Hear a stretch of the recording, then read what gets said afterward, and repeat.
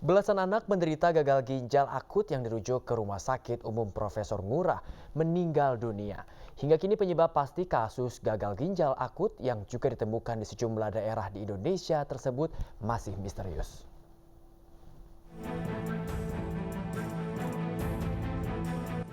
Sebanyak 17 anak menderita gagal ginjal akut menjalani perawatan di Rumah Sakit Umum Prof. Ngurah, Denpasar, Bali. Dari jumlah tersebut, sebagian pasien datang sudah dalam kondisi parah. 11 anak meninggal dunia akibat ginjalnya sudah tidak bekerja dengan baik. 5 orang anak dirawat jalan dan harus melakukan proses cuci darah, sementara 1 anak masih dalam perawatan intensif di rumah sakit.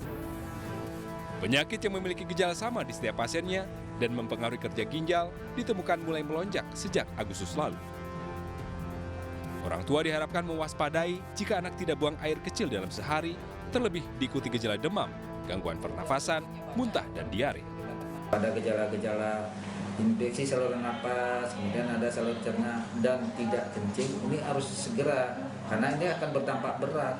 Kalau kasus yang meninggal ini dari 17 itu 11 ya, 11 orang. Dari 17 itu 6 itu rata-rata yang awalnya itu kita tidak periksa SARS-CoV-2. Dan rata-rata yang meninggal sudah dalam keadaan datangnya dalam keadaan fungsi ginjal yang sangat terminal, yang kita sebut akut kidney failure. Dari data pusat IDAI tercatat, sejak 2 bulan terakhir, 130 anak dilaporkan alami gagal ginjal akut misterius yang tersebar di 14 provinsi di Indonesia, termasuk Provinsi Bali. Hingga kini, penyebab pasti penyakit gagal ginjal akut ini belum diketahui.